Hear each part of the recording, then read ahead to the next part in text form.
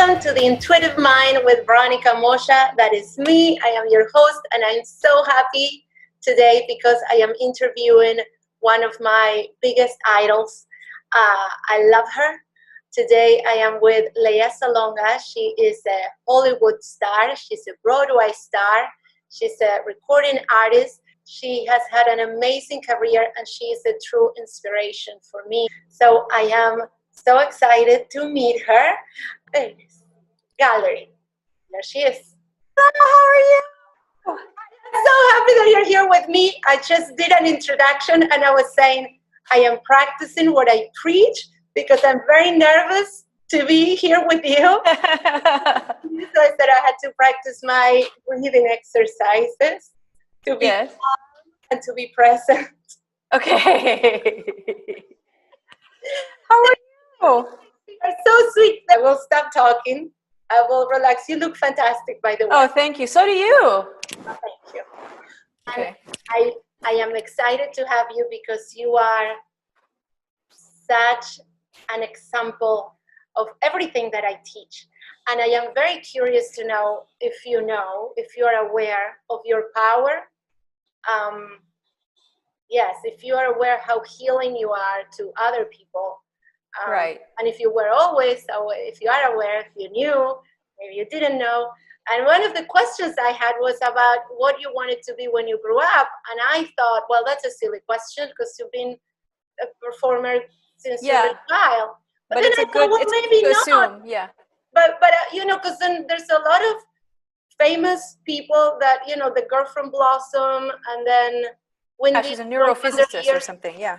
Yeah, then they went to university and they studied something else. So maybe it's not such a silly question. So I am dying to know more about you when you were younger, growing up.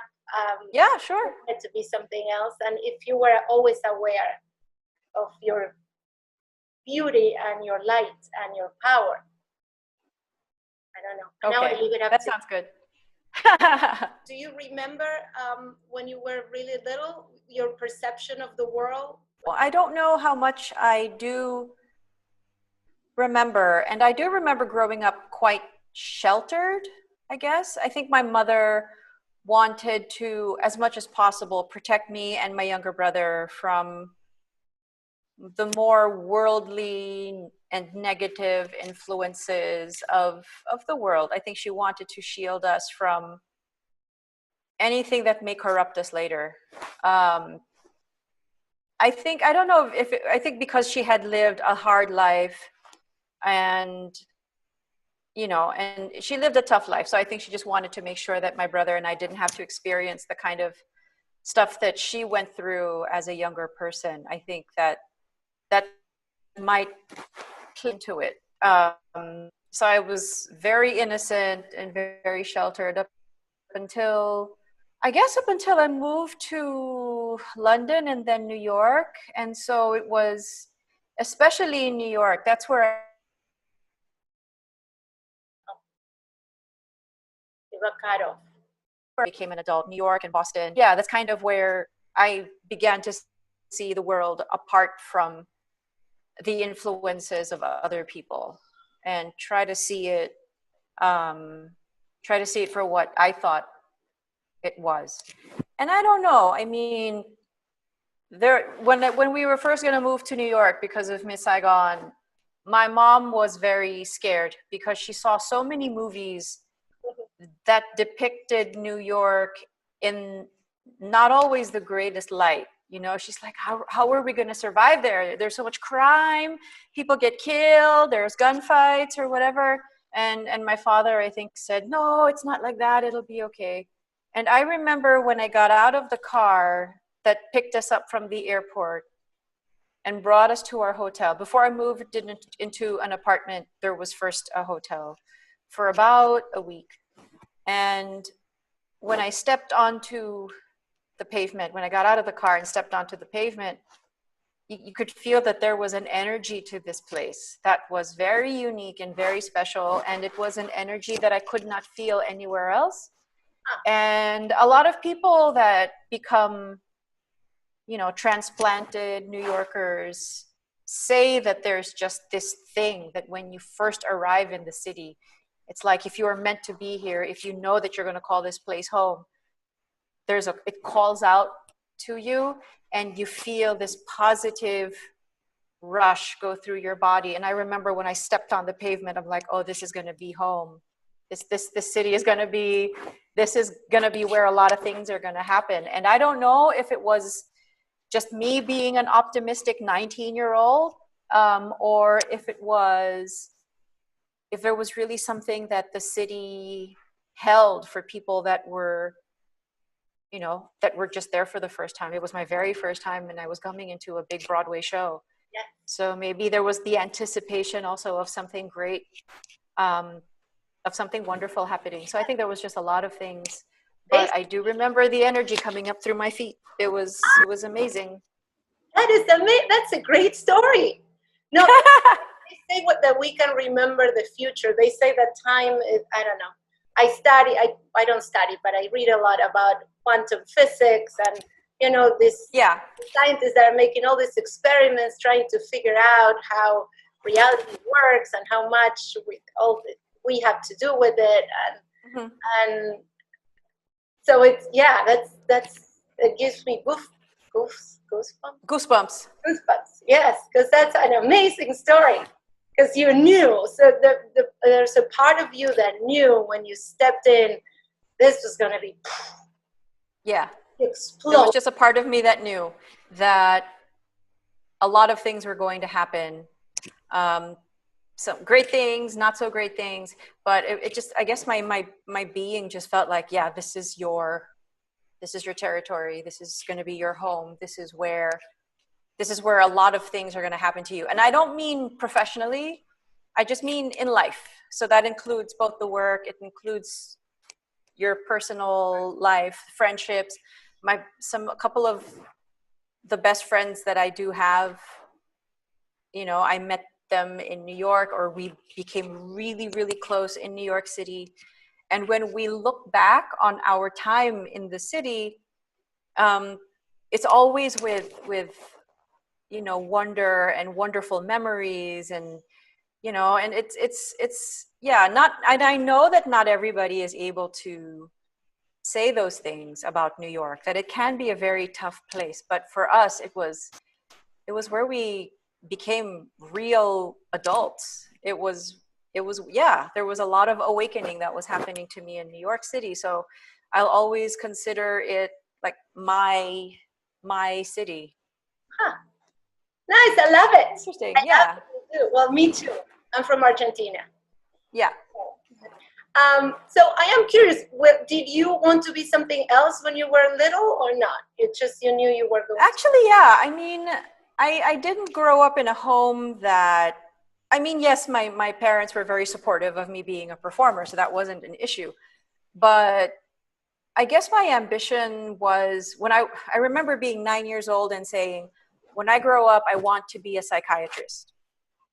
And I wasn't always aware of what a psychiatrist was, but it was like, I felt gravitated towards whatever that might have happened to be. And of course, as I get older, and I start to realize what exactly that occupation is, where you are basically the doctor of someone's psyche and their brain, and it kind of makes sense. And being an actor, as somebody who has to regularly tap into your emotions, it's like, it's just interesting how people behave, how, what makes people tick, because those are things that I have to figure out in my line of work, and I have to do so without judgment. So being an actor is a wonderful job if you're looking to, up your level of empathy, because you really don't have a choice. Right. Because you can be playing somebody like Charles Manson and you cannot judge him. You cannot judge the character because you're playing the character. If I'm going into the role of, say, which I've done, which is a Vietnamese prostitute, it's like I can't go in thinking anything negative of her. It's just, I have to know what kind of person she is. I have to know what motivates her to do the things that she does.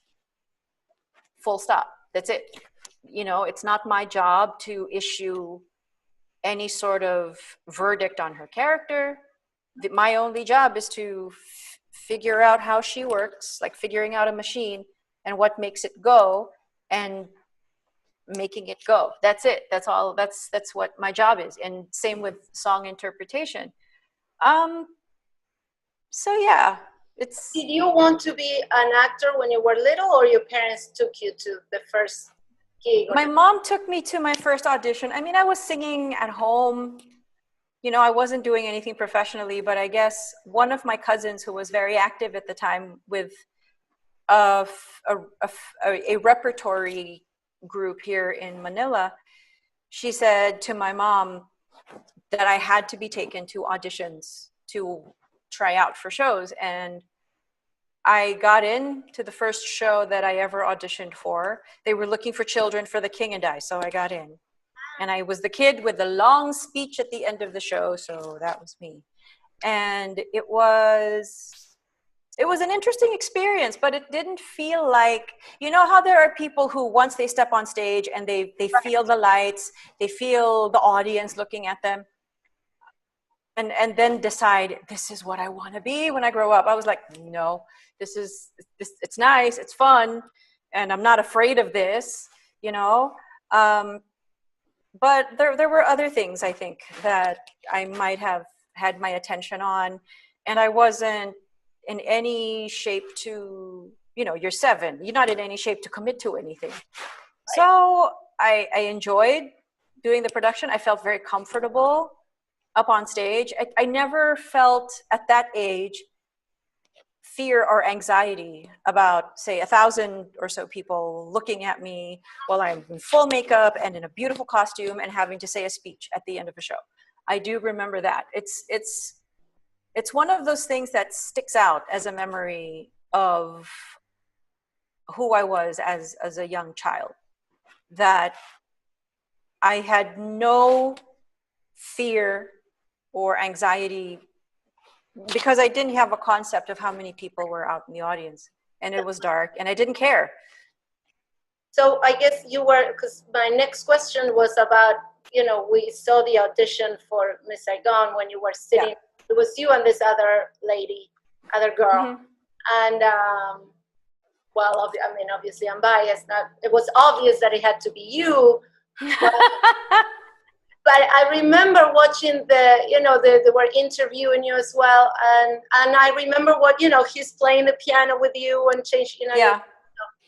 And there was such peace and ease and calmness about it. It was, yeah. I always wondered, I don't have words to explain. No, I think I know what you're saying, though, that there was, I think part of that is because I had a life. I was in college. I was a university student, and I was in pre-med. So I was on my way to, you know, fulfilling a whole different path. So you were going to go to medical school? Yeah, I was actually in my freshman year in university. I was a biology major. I didn't know. And yes, I actually liked it. Yeah, I enjoyed my time, and I think I might have been I might have been one of the braver ones when it came to dissection of well, it was frogs at the time, and I didn't have an issue with anything. At first you're a little squeamish, and it's like, and then after a while it's like, whatever. But I guess part of the calm came from many things. So one, I was completely oblivious to how big these people were, to how big of a deal these auditions were, and how big of a deal this musical was going to be. I didn't know. And I think it was in my favor that I didn't know, because I just came across as very calm and unimpressed and completely unfazed by anything that was happening. So that may have worked to my advantage, that there were things I wasn't aware of. I remember being nervous because I don't like messing up when I sing. Right. Yeah, but it's limited to that. It wasn't for me, it was like, if I don't get this job, that's fine. If I get this job, that's fine. Either way, life goes on, life is okay. There wasn't this feeling of this is life or death. This is all or nothing, do or die. It didn't, I did not have that mindset. So, you know, so I think my sense of calm came from the fact that I knew that whatever happened, life was going to be all right. That I had my friends and I had school and I had, you know, I had this other life and it was totally fine. And I knew what my priorities were. I knew what my responsibilities were. So yeah, if I got the job, it was great. But if it wasn't, it's like, I'm not going to die. So I think it was just keeping things in perspective. And I guess in a way playing a longer game, just, you know, because there are a lot of people who were like, if this doesn't happen, I'm going to die. And I knew that that's not going to happen. That was never you. That's wonderful. That just wasn't me. Attachment that yeah. You, right. It's what, see, it's such a, I love it. Life, because life always proves this theory that, yeah, if you are at peace with who you are, things always work out. And you were, yes. I was in complete peace. I was in a very, very peaceful space, which I think helped me to stay focused as well on what I needed to do at the audition. And so my mind was clear and very open to receive information, you know, and right. The only stress I think that I remember feeling was I don't want to make a mistake. I don't want to mess up, you know, just for the embarrassment of just that. You know, at least there was the satisfaction in knowing that if I did a great job, then that's fine. And if it didn't pan out into something else or into, you know, if it meant that I wasn't going to get this big job, then that's okay. Then maybe God is trying to tell me, you know, you gave it your all, you gave it a fair shot, but this is what I mean for you to be, and this is what I want for you to do. So get back on it. But I tell people that God had other plans, because then all of a sudden here comes this whirlwind just all of a sudden surrounded me. There was the show and there was the award season, and all of a sudden I have a bronze trophy, which is in my mom's library. Yeah, and I, you know, and then there was there was a country that had very high expectations of me and what I could do, and how there were so many people telling me, you know, you are the pride of our nation, you are a national treasure, you are, you know, you were bringing so much pride to your people. And then I'm like, all because of a job in Well, really? You're placing these huge responsibilities and these expectations on an 18-year-old girl. And I was very aware of all of that. And it did kind of stress me out.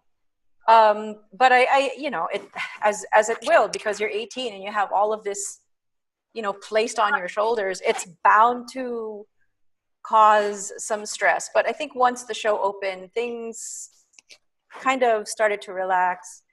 But then my voice was starting to give out. Like physically, there were issues that were happening. I was starting to develop swelling on my vocal cords. But I went to a wonderful doctor. Yeah, I'm sorry? Don't stop. That show is like... It's a nonstop show, and I wasn't technically equipped with the tools I needed to maintain a level of performance, you know, night after night after night. But I was sent by the production to a wonderful ENT who looked at everything. And then there was a voice therapist who told me about what I needed to be aware of with my body. You know, I was tensing up so much. It was manifesting in my posture, in how I was singing. And then there was a singing teacher who was wonderful, and I went to her for more than a year. So my present singing technique, a lot of it came from her. She basically took my voice apart and slowly helped me put it back together. she said that my natural technique was very, very strong. However, because I wasn't always aware of the technique itself and then how to break it down, that I didn't always know how to preserve my voice. And because there were things I didn't know, it was stressing me out, and it gave me a lot of, just felt a lot of anxiety, you know, during that time. But once I figured out, and once my teacher helped me to figure out how my voice worked and the mechanism of everything and which body part works for what purpose, and realizing that the entire body is the instrument. It's not just your vocal cords, it's not just your diaphragm, it's not just the muscles in your throat, it's not just your larynx, it's the entire body that helps to support these two little vocal cords in your neck. So if you are holistically taking care of yourself, then the job that you need to do will be taken care of. So that is what she was teaching me. She was teaching me a bit of Alexander technique. She was helping me with proper posture when I sang, proper singing technique, body awareness, etc., etc. So yeah, so she basically fixed my voice. And after, and even during the run, I still kept going to her. So I had one day a week when it was all just going to my voice teacher and singing a bunch of things, being with her for an hour, and on Cameron McIntosh's dime. So I didn't have to pay for them. So I have a great debt of gratitude. So not only for, I'm sorry? That's over there in London? That's over there. That's over in London. So I have a debt of gratitude to the producer of Miss Saigon, because I mean, he made it possible for me to go see this teacher, and he took care of everything. And thanks to that, I have a wonderful career, and I've not stopped for very long. Well, not until COVID-19 came along. No, yes. No, but so Lea, right? Yes. Why couldn't you tell everybody it was Lea? For years ago, you did. Actually, I did. My press people did. I would have to explain. It's Leia. It's not Leah. It's Leia, like in Princess Leia. If you just remember Star Wars, you'll remember my name. And all throughout because I don't stand for it. So I tell people always that it's Leia. I always tell everybody, whoever I need to talk to, whoever needs to pronounce my name, and my manager is really good at shutting people down that say it wrong. And even today, I've been in this business for a very long time. I mean, I started at the age of 7, so people in my country know how to say my name and know how it's spelled, of course. Right. But still, people in the Philippines will get it wrong. And in any country outside of the U.S. or outside of the Philippines, I mean, it's okay. I'm a little more understanding, because chances are maybe you don't know what my name is. Maybe you don't know how it's pronounced. You don't even know it's Salonga, and not everybody's going to get that right. And that's okay. And I'll tell you how to pronounce it. Just ask me. But when someone from my own country doesn't know how to spell my name, it really breaks my heart. It hurts my feelings. It really does. I'm like, come on. What else am I supposed to do to get people to spell my name right? It's literally 3 letters, like literally. It's L, it's E, it's A. There's nothing more to it than that. I don't understand it. And there are some people that say, oh, I've been a fan of yours forever, and they spell my name wrong. I'm like, they spell it wrong? Yeah. No, I pronounced it Leah. So I have to get all savage and be like, really? You were a fan? No. Well, you are not. I don't know if you know this, but your voice is very special, and I don't mean to embarrass you or make you uncomfortable. But I don't know if you know how many people you actually touch that you've never been to Argentina. You don't even know where it is. No. Well, I have a friend from there, but that's about it.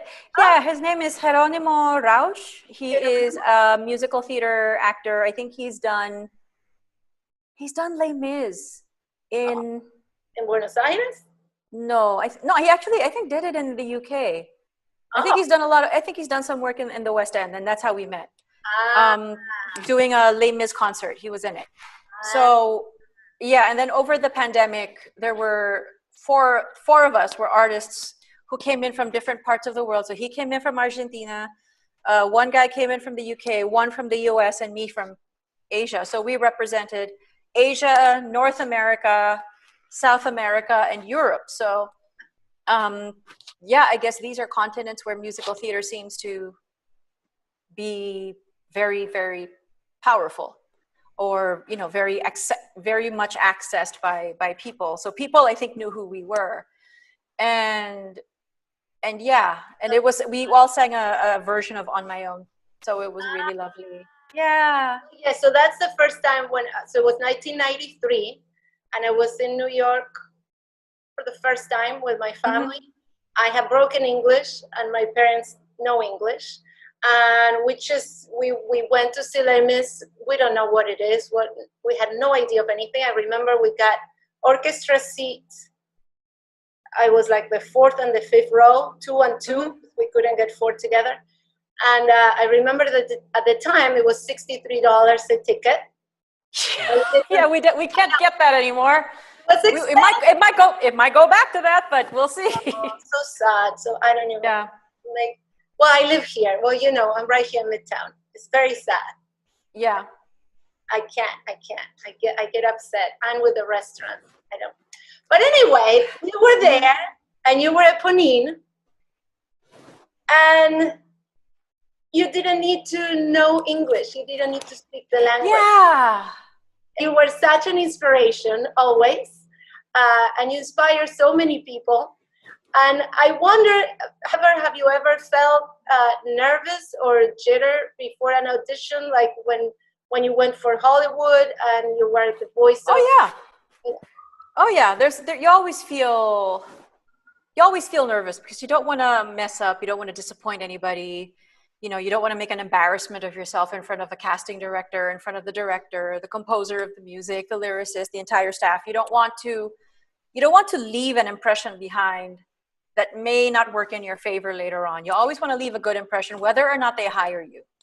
But they hired me for Aladdin and for Mulan, so I'm very pleased about all that.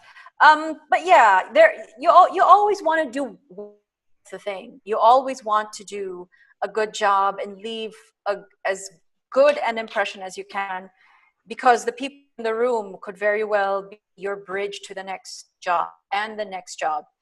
Yeah, it always pays a good person, I think, right. under whatever circumstances. So do you have any relaxation exercises or breathing or something that you think about or something you focus on when you go into a challenging situation? Or I don't know. If your nerves get to you, you can really jeopardize. Yeah, you can channel the adrenaline into something positive. It usually helps me to prepare well, to memorize my song, to go through it over and over and over and over again, so that my muscles learn the music and they can take over. And my brain does not even have to really be in the room at that point. My body can just handle it all for me. So, that's kind of how I do it. I prepare as well as I absolutely can. Preparation for me is key, even for work. So to help my nerves kind of be more steady, I just make sure that I'm really, really prepared, so that knowing that I'm prepared when I go into an audition situation, I can sort of keep my brain out of it and just let the moment happen. And if I get the job, it's great. If I don't get the job, that's also great. So you have the knowing that you did your best to prepare. Yeah. Sometimes that's more than enough for the day. What piece of advice can I share for young people? Enjoy and learn as much as you can about this world, and how wonderful that it can be. I mean, there's a bunch of stuff out there that can be negative and can affect you negatively, but on the whole, what I have learned about the world is that it's still a wonderful place, and there are There's always goodness. There's always kindness. If you know where to look, you know, I'm not saying ignore the bad things, but always keep in mind that, you know, with darkness, there's always going to be light. There's always going to be balance in the universe. And sometimes we can't realize or see it, but we have to have confidence and faith that there will always be sort of this dichotomy between lightness and dark. And if we always look towards the light, then we'll be able to battle whatever darkness there is. And that's kind of how I live my life. I tend to look for silver linings. I tend to look for the good side of something, even in a bad situation. I look for, okay, my mother keeps telling me when God closes a door, he opens the window. So I'm like, okay, where is the window in this situation? And so I try to be hopeful and optimistic and positive and happy. And this, it's not an ignorant sort of happiness. It's happiness completely mindful of what's on the other side of it, but choosing to be happy and positive anyway. It kind of affects how I look at things and how I conduct myself with work and how I look at the world.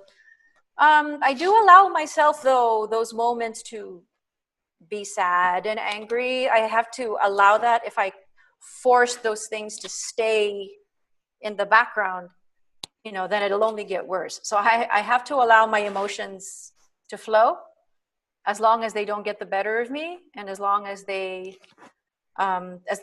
you know, they don't get destructive. But for the most part, I'm a happy person. I'm happy for friends when good things happen to them. I'm always able to find joy. Yeah. And yeah, even in a situation like this, I'm always able to find the silver linings. I was just in a conversation with one of my friends, and she says, yes, this whole COVID-19 pandemic has been terrible, but it has forced me to stop and breathe and think, you know, and I, you know, and for me, it helps me to stop and realize and appreciate, you know, how wonderful my life has been, and, you know, and how blessed I am to have, you know, wonderful friends in my life and a wonderful family that's very supportive. I'm very, very lucky. I feel like I'm really lucky. Yes, good. No, I know what she says is right. It made us all take a break. We're always go, go, go. And now it was like, oh, you know what? No. We're all gonna it gives you an appreciation of what you have, and of you know, and of what you think you need, and then realize, oh, that's not what I need at the moment. Yeah. I know. Yeah. It's been really interesting. I do feel that's for sure. Owners. I know my friends on Broadway too. I want it to be back open. It will. Yeah. It'll be a while, but it will. Thank you so much. Oh, thanks, Veronica. Thank you. Oh, thank you.